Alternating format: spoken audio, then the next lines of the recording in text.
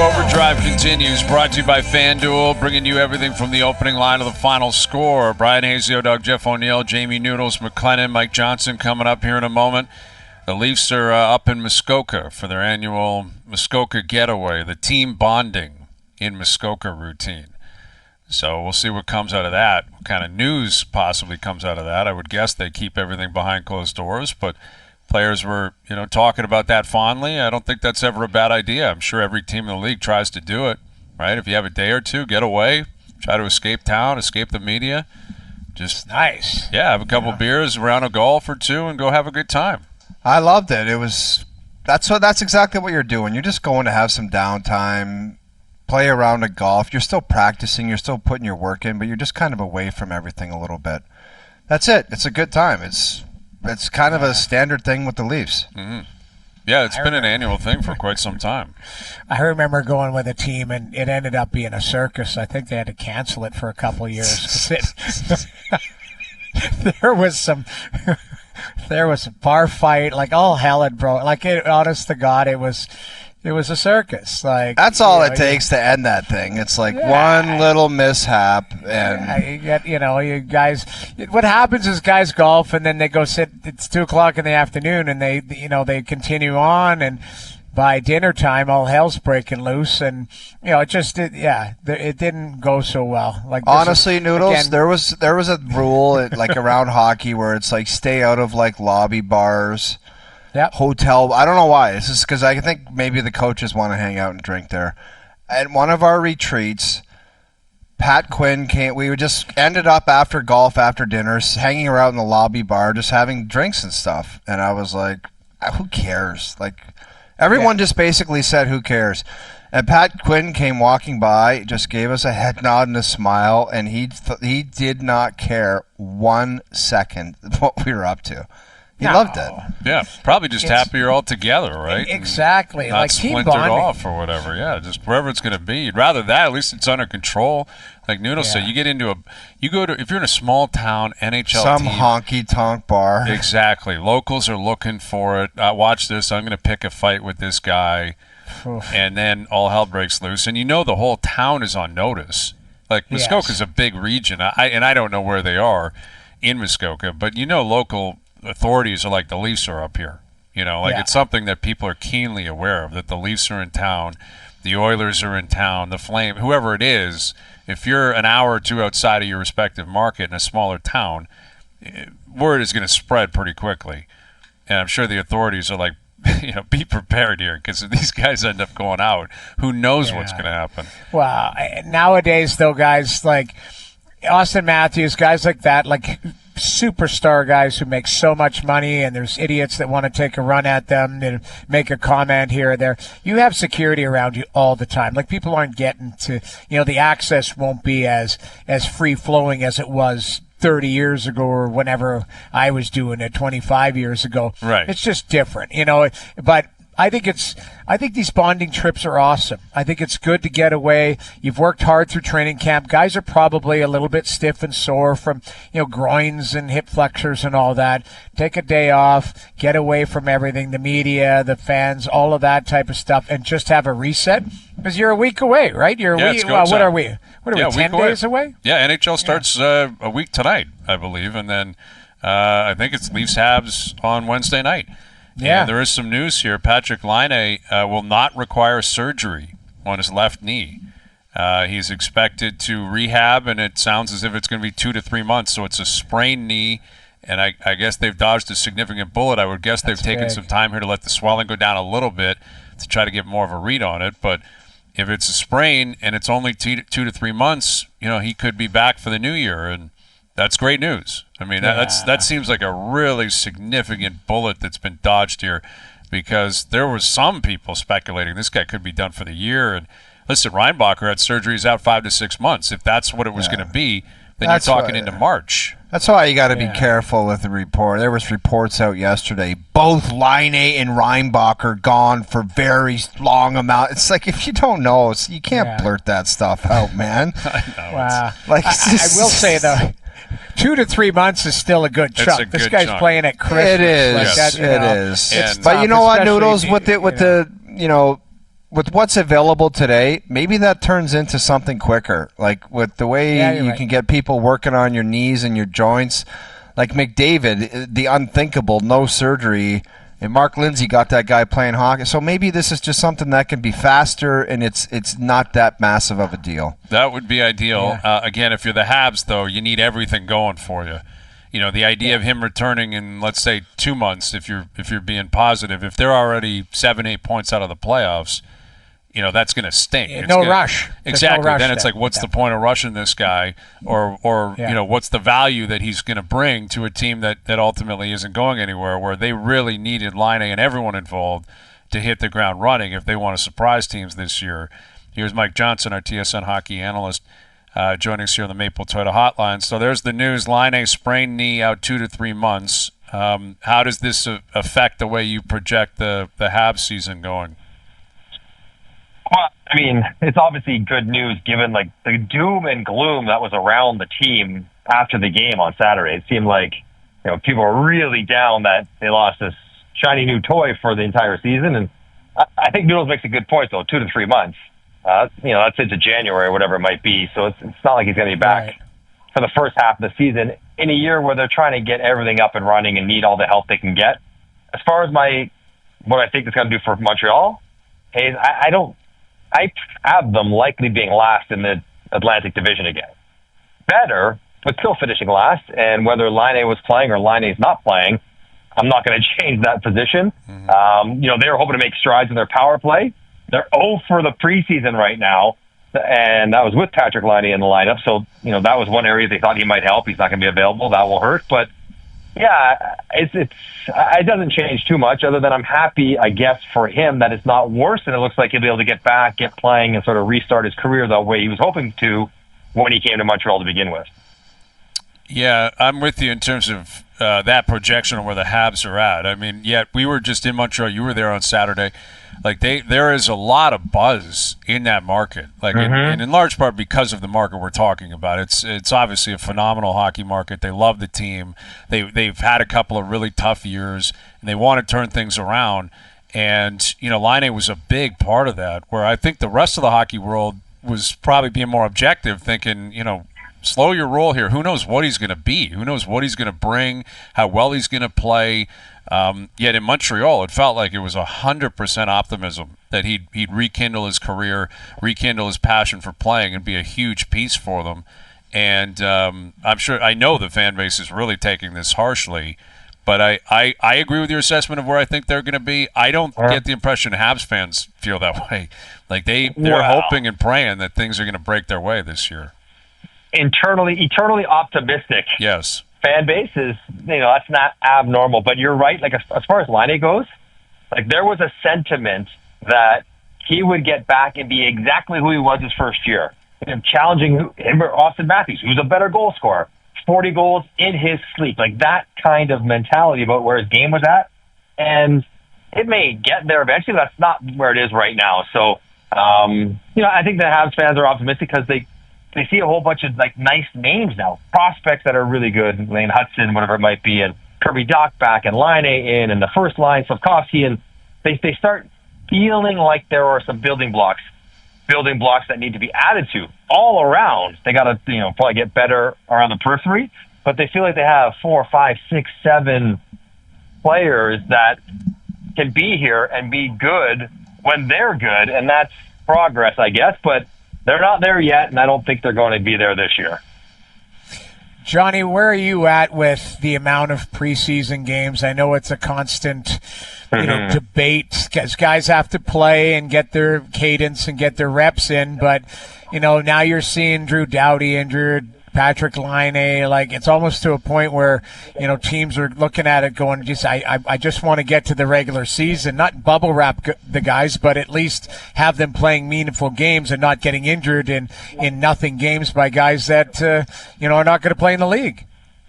So this is a more nuanced question than just like, when I was a veteran, I wanted to play maximum 3 games. So if my team had 4, that would be plenty. But what about when you're a rookie and trying to make the team? What about if you're a free agent, PTO, whatever? Like, it's not, training camp is not just for the 22 guys that end up on the roster, the organization.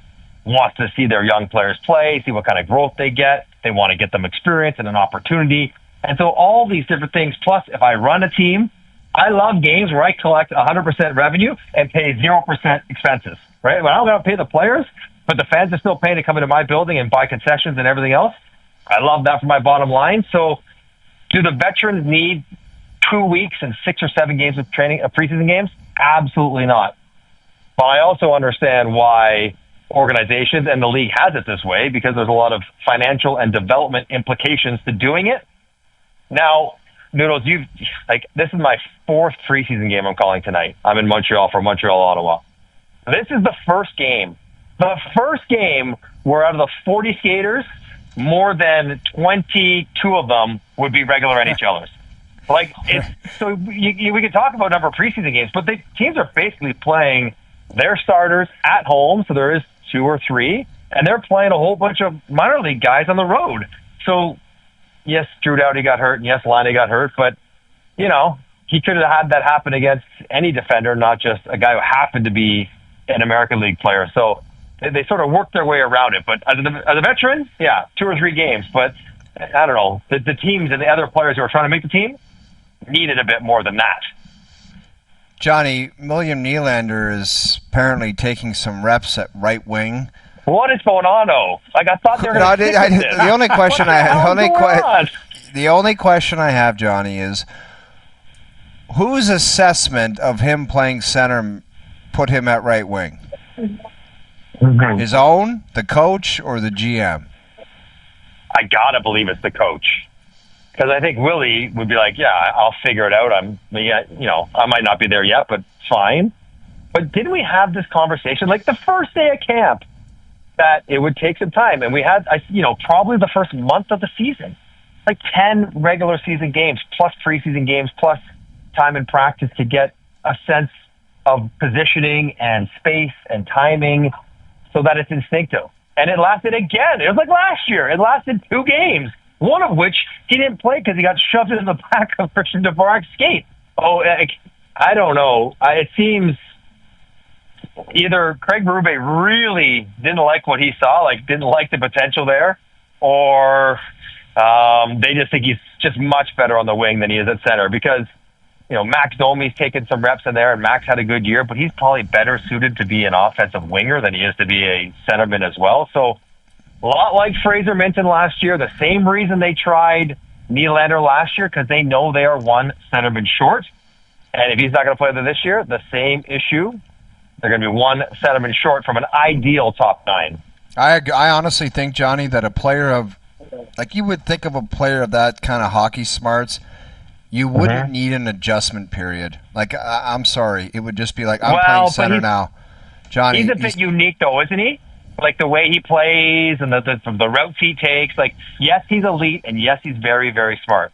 But he doesn't play sort of a traditional, even good player. I know, Johnny, but if you have the hockey sense, you just say, I'm a centerman now, and I got to do things differently, and that's just non-negotiable. I don't need this waiting in period, and to me, it's just an excuse. If you want to do it, you just go and do it.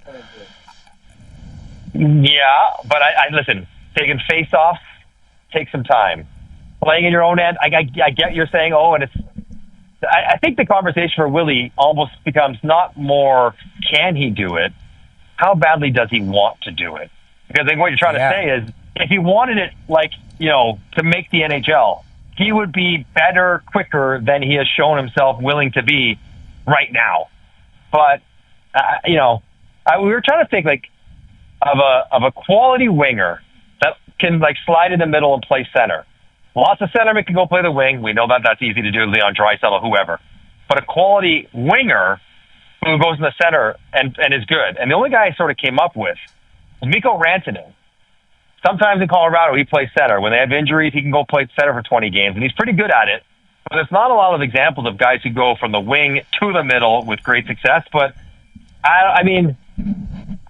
whether you think he can do it right away or not, he hasn't had enough time to show yes or no. He's played I think he's played 23 minutes of preseason action so far, on the ice. He's just barely been out there. So how much good or bad could he really show you? The other thing too, Johnny, just jumping on that quickly, I think Willie's a unique player. I don't think he likes physicality either. I mean, nobody does, but I don't think he's a guy that wants to win loose pucks battles as a centerman down low on the support. I think he wants to use his speed and blow the zone.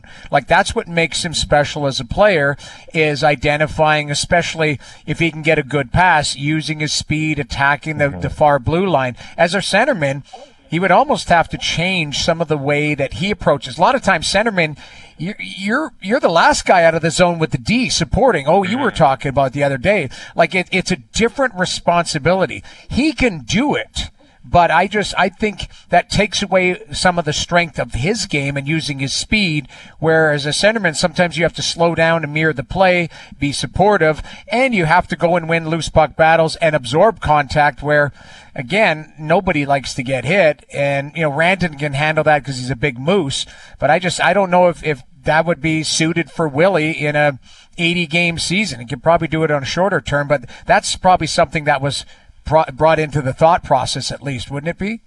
Yeah, for sure. And I think, I don't think he shies away from contact. You're right, nobody loves it, but he likes to win a puck battle when right after he wins that puck battle, he gets to go somewhere with it and create offense.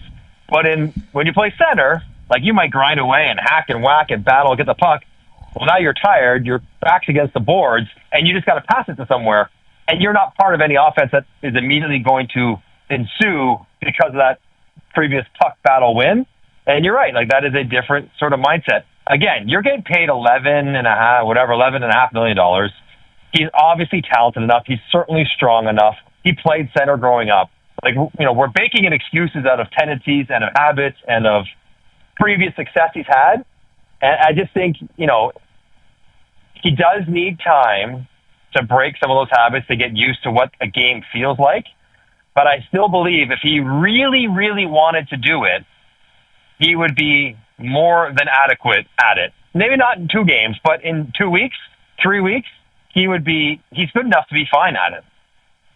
With Mike Johnson, our TSN Hockey analyst, we were talking about Matthew Knies earlier and his future with the team and whether or not the Leafs should try to get out in front of a contract negotiation. And he's going to be playing with Matthews and Marner all year, or at least in the top 6. If they believe this could be a year where he really jumps, they did it with Wall already. They paid him, hoping to get a discount on him popping this year and being a true number 1.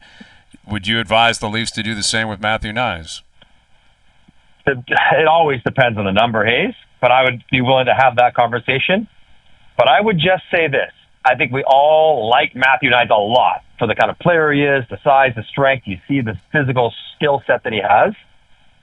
He's never been a big scorer. Not since he was a little kid, not through Minnesota. He's been a great player where he's played, but not been... Logan Cooley had 70 points. He was his winger in Minnesota. He had 40. So a lot of what you're going to pay a guy for is based on production. So even with Matthews and Marner and not power play time with them, what would be a poppy kind of year for him? 25 goals and 35 assists?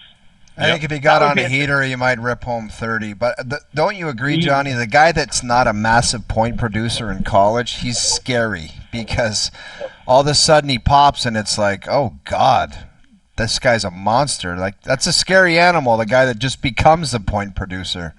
It is, but what's more likely? The guy who's never done it, figuring out and doing it at the NHL level, or a guy who's done it sort of at a good level but not great level, continuing at that good level but not great level? I would be, if I could bake in some discounts, you want to give him a 4-year, $18, $20 million contract? Okay. But I'm not giving him a 6 or 7. I'll give him Dylan Gunther money and saying, we believe he's going to be a consistent 35 goal scorer and a consistent 75 point getter. Because I need to see that, because I've not really seen that in his career. Not even just with the Leafs, but in his career. Yeah, and I think that's... Good player, but just not a point producer. I think what might be that's an important projection, of course, an evaluation on who he is and what he's going to be. That's what you're paying for, is his future production. But don't they need an answer on whether or not he can play with the best players?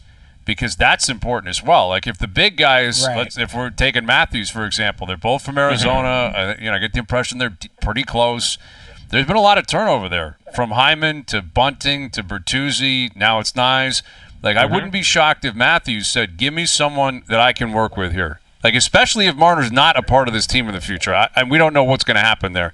But if Matthews is sitting here saying, I'm here for the long run, who am I playing with?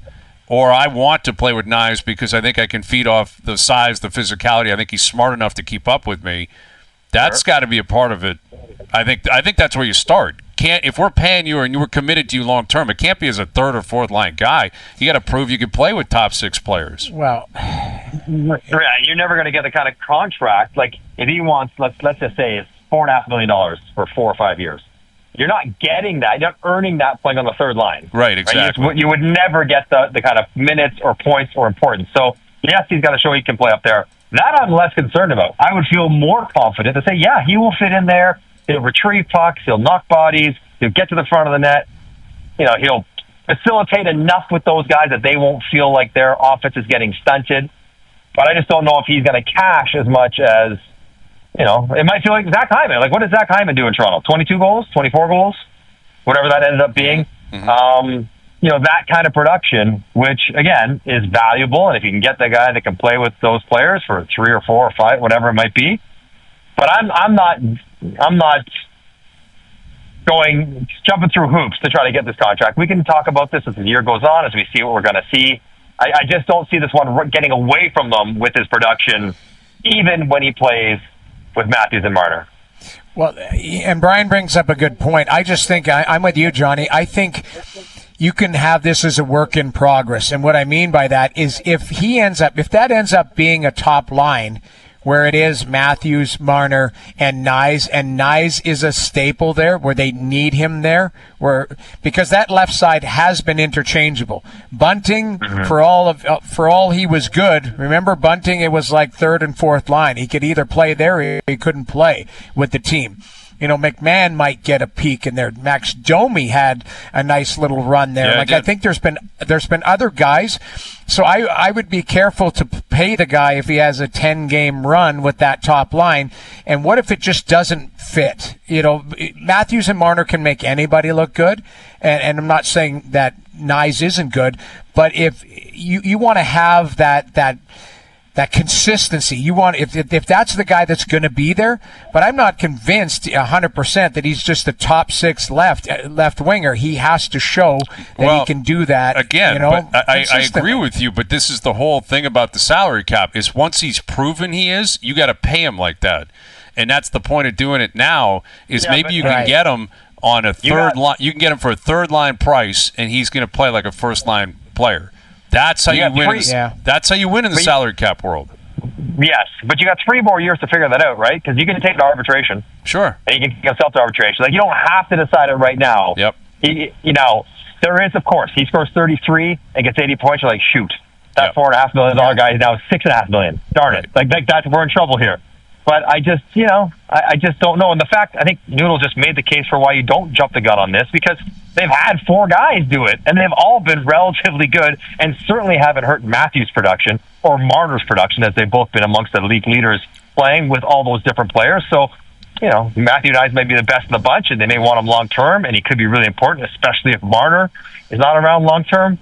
But I still would take a wait and see approach. You mentioned you're calling a game tonight. Have sends a couple of young young captains there, Brady Tkachuk, Nick Suzuki. In terms of pressure on those two, or I guess let's focus more on Tkachuk. How much pressure is on him to lead this team and to drag this team somewhere, considering all the expectations that have hung around this team for so long? New coach, now new goalie. Where does the buck stop in terms of the captain in Ottawa? There's a lot of pressure. On Suzuki, we'll just lump him in there. None. I think everyone in Montreal and around the Canadiens are like, okay, it's not this year. We'll worry about that next year. For Brady, I think because he is the leader of this core, which includes Stützle and Batherson and Shabbat and Sanderson, Pinto, guys who you love their talent, but they haven't done a lot of winning. And we all love Brady for his passion, his enthusiasm, his physicality, all of it. But he's the leader, and he's got to take a team and a group of players who haven't played a particularly winning brand of hockey together and make sure, along with Travis Green, that they do, including himself. So it can't just be about getting 30 goals for him. He's going to be making sure everybody plays the right way in the right moments to give them a chance to win. I think there's a ton of pressure to the point, Hayes, where I don't know, it's going to be Brady. But if they have a tough start, if they struggle out of the gate, I don't think, I'm pretty sure you won't see the same core back to start next year. Like, they'll trade one of those players I just mentioned before next year starts if it doesn't go well this year. Yeah, I think you're spot on that. I think it would be mandatory at that point if they don't make the playoffs. All right, Johnny, enjoy it tonight. We'll do it later in the week. All right, fellas. Have a good week. You got it. Mike Johnson joining us here in the Maple Toyota Hotline. Check out Maple Toyota's huge truck and SUV lineup, including Tundra, 4Runner, Highlander, and Grand Highlander in stock and ready to deliver. Visit mapletoyota.com. Yeah, it might have to be a Hazy B list, ranking the Canadian captains in terms of pressure this year, in terms of performances. Oh, yeah? I think you can even expand it. Like, you can go league-wide? A Canadian-wide under the gun. Like coach, GM, player, captain, defenseman, goalie. You could do a bang-up top 10 list there, Hazy. You think I expand to 10? I might have to do 10. If you're talking about all of Canada? Yeah. Yeah. Okay. All day. I'll find 10. There's my list on Thursday. You can find a 10-pack. Yeah, it's got to be a 10-pack. If you're going, if the blanket comment is under the gun, Canada hockey, you got 7 teams, you can find 10 topics there. Yes. Easily. For sure you can. There you go. And I do think Tkachuk's got a lot on it. Like, I know he's gone from, this is the internal improvement kind of stuff. Young, not so young anymore. You know, like, stepped into the league as an 18-year-old. And I think he's been in the league 6 years, right? Like, he's been in the league for quite some time. Well, he's got a. Wow, has he been in the league 6 years? He's been in 1, 2, 3, 4, 5, 6. Yeah. So this is 6 his years. 1, 2, 3, 4, 5. This is his 7th year. Seventh year in the He's 25. league. I mean, here's a guy who had. Why does he get labeled as some young kid? Brady Tkachuk. He's Tkachuk. 25. That's what it is. He just turned 25. Austin Matthews, 27. Does anyone say that he's some young whippersnapper trying to figure it out? No, I think the guy's been in the league a long time. He's just associated with the young, turning over, not good enough, getting better. At the end of the day, this is their last year of internal improvement allowed. But I guess what I'm saying is it should be more focused on him. Like, Sanderson's into his second year. That kid's young. You know, Stutzler to an extent is still young. Brady's been in the league a long time. Like, you get in the league he had 37 goals.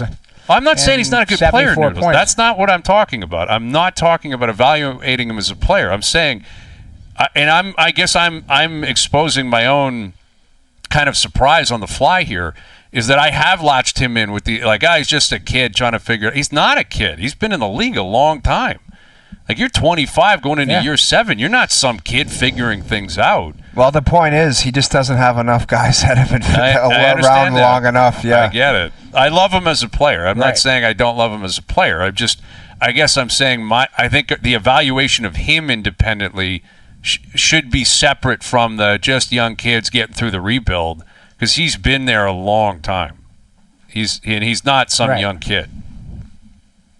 I agree with that. I agree with that. Okay.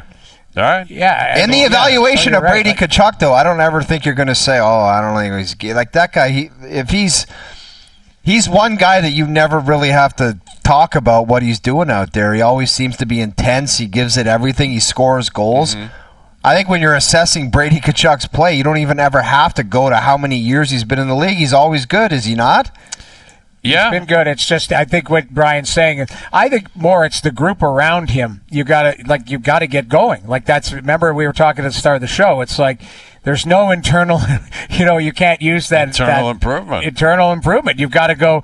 Hey, when are you guys going to arrive? Like I say, Pinto, Stutzla, Norris, Ridley Greggs or Batherson. Like, these guys are all 25 and under. You got to guys, to sum it all up, if we're going to get into hot sends chat, I think they've all thrown out their young guys stuff. It is a 25-year-old, 27-year-old league, but it's over. Like, they've all had enough experience. They know what the hell to do. The Travis Green and the assistant coaches don't need to be leaning over every shift saying, hey, when that guy goes there, you should go there.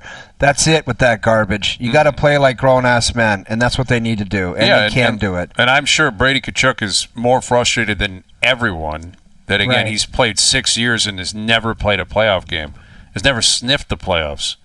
You know, Right. and I think that's, I guess, also what I'm driving at here is other guys, it's like trying to figure it out. He can't be in a position like that. He's not trying to figure it out. He's probably chomping at the bit to get something I would going here. imagine. You're going into your 7th year. It's been ugly. All right, we're tracking what's going on in Major League Baseball. The playoffs beginning today. Down in Houston, tons of Tiger fans in attendance, which I love to see. The Tigers, I mean, shocking the world getting in. They're up 3-1. It's in the bottom of the 9th, though, and Houston's rallying. This could be a pretty crazy finish. Kansas City Hinch, up buddy. early on Baltimore. AJ Hinch, man. Yeah, that guy in So? Houston, going back to Houston, right? Yeah. Maybe he's got the garbage cans banging down there. He had to bite the bullet for the garbage can stuff, and I actually think it was all the players. And it's just like, I would have snatched that guy up. He would have been the first guy that I got. Yep, he disappeared for a while, and Detroit said, "Thank you." Like we're moving in the right direction. A lot of Yes. internal improvements around here in Detroit. We need a guy to put us over So the top. sickening, man. And Hinch is the guy that's done it.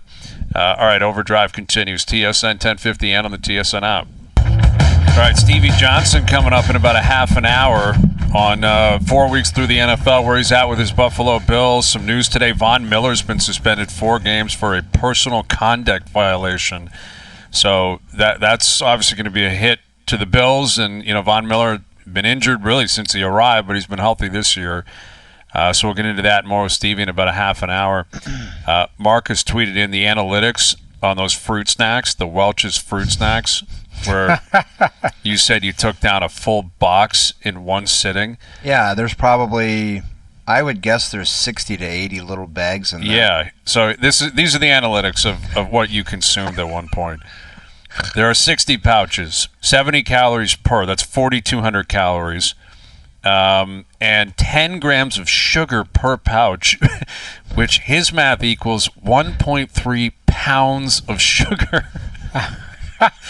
Dude, if you consumed 1.3 pounds of sugar within an hour, I think it's a minor miracle you're still with us, and I'm actually really happy you turned your life around. Can you imagine he went to sleep after that? Imagine sleeping like that. How did you sleep, dude? Like that's That a is habit.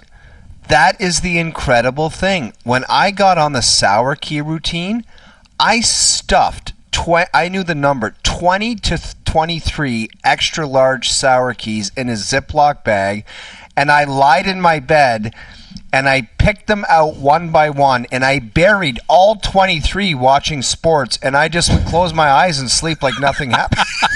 How is it possible for someone to just say that was nice and that was enjoyable and now I'm going to rest easy? Like, I don't know. That is Man, oh, insane. man. You're a medical marvel, because that would keep most people buzzing for hours, right? Days. Like just maybe days. Yeah. Like that. Some people would wake up in a desert somewhere, you know, completely in a stupor. At the very least, a sleep of unrest. Like you'd be Yes. tossing and if I really wanted to get funky, I wanted to do salt and the sugar, I would bury a full bag of salt and vin Miss Vicks and the sour keys. Man, too. that's a combo. That's an elite combo. I will say that. I'm back into the Miss Vicky. Like I swing kind of in and out with chips, and those are back in the rotation. They're so dangerous. They're so good. But 1.3 pounds in a box.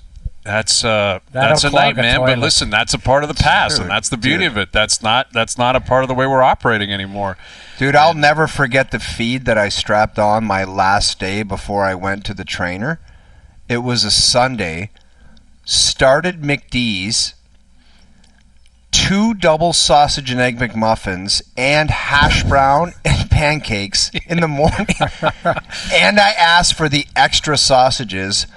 Lunch, Taco Bell, I did 10 hard large Diet Coke, and then I went back to McDee's for dinner, and then I just said, that's it. Dude, that is wild, Dude, man. it was wild. I told my wife, I'm going out in a bang, and I'm just doing it right one last time. And then I drove to the gym on that Monday. and it was Good for game you, over. because like a Taco Bell sandwich between McDonald's is again a cry I said for to help. myself, there's That's a probably cry people for that get help. involved.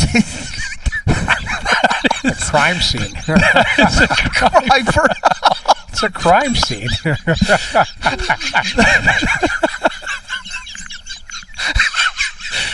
A cry for help. Just a wild rotation of feeding in one setting. I said to 24 myself, you are really doing yourself dirty with this one. On my way to Taco Bell, I'm wow. like, you are really doing yourself dirty. Yeah. And you're right. That is a cry for It's help. a cry for help. But someone answered the call the next day.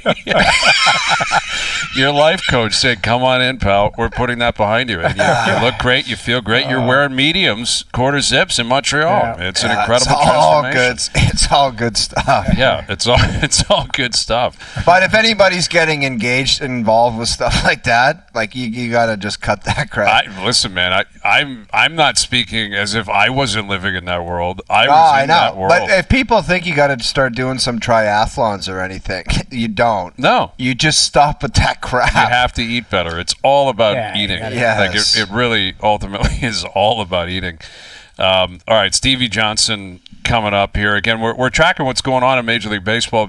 We were on the air when everything was starting. I haven't seen what they've done for Pete Rose. Pete Rose passing away yesterday, at the age of 83. And, needless to say, one of the more controversial figures in the history of sports. Like in our lifetime, the three of us, we've talked about Pete Rose a million times. Everyone has. Everyone has. I got to be honest, though. I hope he, for some reason, I've always wanted him to go in the Hall of Fame. Not now. I hope he doesn't now. Yeah. That's my point. Is like, if he goes in after he passes away, then shame on the people that kept him out while he was alive. I think that would be idiotic. Like, I understand the gambling, all of that type of stuff. Gambling's legal now. That's what makes it so complicated, is that we live in a very different world here. And listen, the leagues have not changed their standards, that you can't bet while you're playing. He always was adamant he didn't bet on them to lose, but he was betting on his team to win. He was betting on games where he was partaking in it, and he was a manager at that point. But as a player, it's indisputable who he was and what he was. The guy had over 4,200 hits. He played with this just incredible passion and flair, and he was a winner in Cincinnati, the Big Red Machine, one of the more famous teams in the history of the league. And I agree with you. Like the idea that you would keep him out, and now that he's gone, be like, all right, fine, now we won, so now we'll put you in. That to me would be I'm pretty sure his taste. family would just say no thanks on that. Like if you. Just have a meeting and say, don't, like if they ever called, you'd say, don't even do this. This is embarrassing, and don't disrespect our whole family like this. Yeah, it's because it was something that hung over him forever. Listen, he had to own it. He had to own his own actions. Like that's fine, and the league, again, has their own policy. But Cooperstown, it's a hall with plaques element to this, too. I mean, I don't want to get dig myself, too deep of a hole here.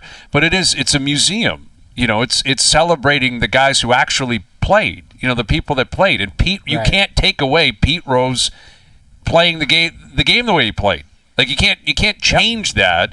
And, I'm a believer in the idea of he should have been in. A lot of players should be. Barry Bonds should be in there and put on the plaque, this is what happened. This is what the guy's all about. But you can't rip Barry Bonds out of our memory. We saw him hit. Right. We saw him do what he did. Like Pete Rose was a real player that was dominant and incredible and truly one of the great players of all time. And any of Pete Rose's stuff was with nothing to do with his playing career. Exactly. It was his all playing career. afterwards. He should have been in, and I'll never forget when he kind of he tried to kiss and make up with Major League Baseball. I think it was at Yankee Stadium in one of their runs. They had him at one of the games in the World Series. And stinky old Jim Gray went out there and just started peppering him. And Pete Rose wanted to beat the piss out of Jim Gray. Do you remember that? He was so bent out of shape with Jim Gray. He's like, I can't believe you're asking me that, Jim, right here on this. Like, he was so mad at Jim Gray. Well, Jim Gray has had those run-ins with a number of guys. Like, I think he's definitely had issues with fighters over the years.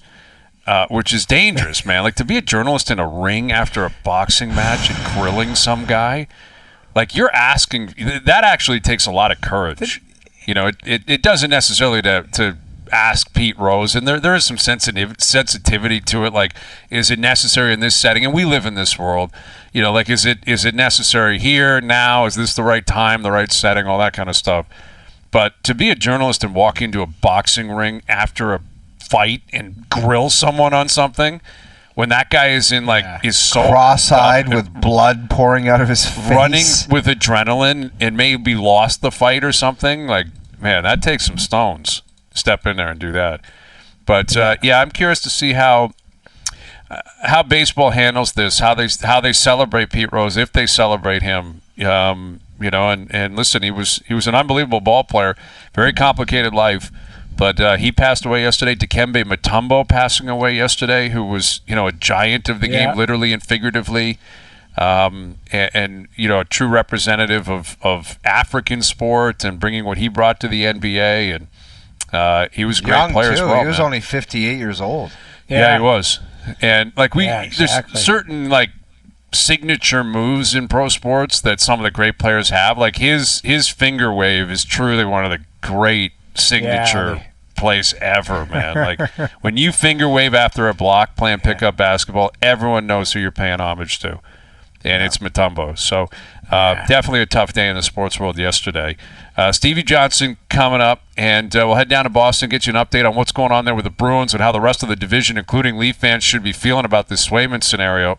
Overdrive continues, TSN 1050 and on TSN 4. All right, Stevie Johnson coming up in about 15 minutes. Might have to ask him about the NFL Network putting out their power rankings, you know, going into Week 5. They obviously adjust them every week, and we're in this business. You got to get creative. You know, sometimes you got to think outside the box. But they have the Minnesota Vikings at 1, which means Kansas City's at 2. That's and egregious. I'm sorry, I just can't accept that. Yeah, I mean, come on. Great start, 4-0, into Lambeau, beating the Packers. Sam Darnold has been phenomenal. That defense has been great. But it's Kansas City. They've won 2 Super Bowls in a row. They're 4-0. They just won in L.A. against the Chargers, a big rival, and beat them on the road. Clearly, Kansas City's the number 1 team in the league right now. Like, come on. I don't even think it's a question. Yeah. That's just somebody trying to say, I'm tired of putting Kansas City at number 1. Right. Exactly. Or a Vikings fan or something. Or showing but there is injuries. There are injuries, and that's legit. Right. Rasheed Rice and Hollywood Brown are done. That's big, man. That is big. But I'm still riding, like Luke said yesterday, with Mahomes, Andy Reid, and an elite defense. Like, it's still tough to beat. And if Mahomes does it again with this cast of characters, with a rookie and Worthy, and Travis Kelce hasn't got a touchdown yet through 4 weeks. Jared Goff has more touchdown catches than Travis Kelce through 4 weeks. It's crazy. And if Mahomes and that team can find a way to just roll into the playoffs and win another Super Bowl, it'll just be unprecedented what this guy's doing. You know, there's really no other way to describe it. Yeah. Just keeps going and going and going. It is impressive. It is impressive what he's doing, and Kelce is he's gonna find that, you know, a touchdown here or there. But I thought he played really well last year. He had 89 yards or something like that. I thought he had a good game. Yeah, he did. He looked much better. It's a matter of time with him. And if they're 4-0 and they're going to the playoffs anyway, he can ease his way into the year and just be rocking come playoff time. That's basically what he did last year. Yeah, but let's be real here, guys. It hasn't looked good. Like, you can say he's going to bounce back and this and that. If this guy wasn't dating the most famous person in the world and they haven't won 2 Super Bowls, people would be talking about why is he in the league. That's just the straight-out truth of it. Yeah. Doesn't look good. He looks out of shape. He looks like he's been hanging out at rock concerts all off-season, and that's what he has been doing, and it's not looked good. 0 touchdowns for Kelce? Like, come on. That's a pretty shocking statistic for sure. And Swift, I don't think Taylor Swift was there in L.A. I'm not sure she was there the week before they played. And now it's a story when she's not there, right? Like, now I think TMZ confirmed that they're still dating even though she wasn't at the game because... Well, I thought they were supposed to break up September 28th. Wasn't that leaked? Whatever. That was the script. That it was September 28th. Yes. Yeah, that was the script. So yeah, you're right. Well, I guess don't know. TMZ said that's not the truth, man. On October 1st, they're still together. So don't make anything of the fact that Taylor Swift wasn't at the game the other night, because it's all good. Swifties, it's all good. All right, Stevie Johnson coming up. Joe Haggerty from Boston on the Neely comments, the Swayman response, what happens with the Bruins, how Leaf fans maybe should feel about this. I guess Sens fans, Habs fans as well, in terms of what could be happening within the division. We'll get to that more. Michael Block coming up in the final hour as well. Also, our best bets brought to you by FanDuel. Overdrive continues. TSN 1050 and on the TSN app.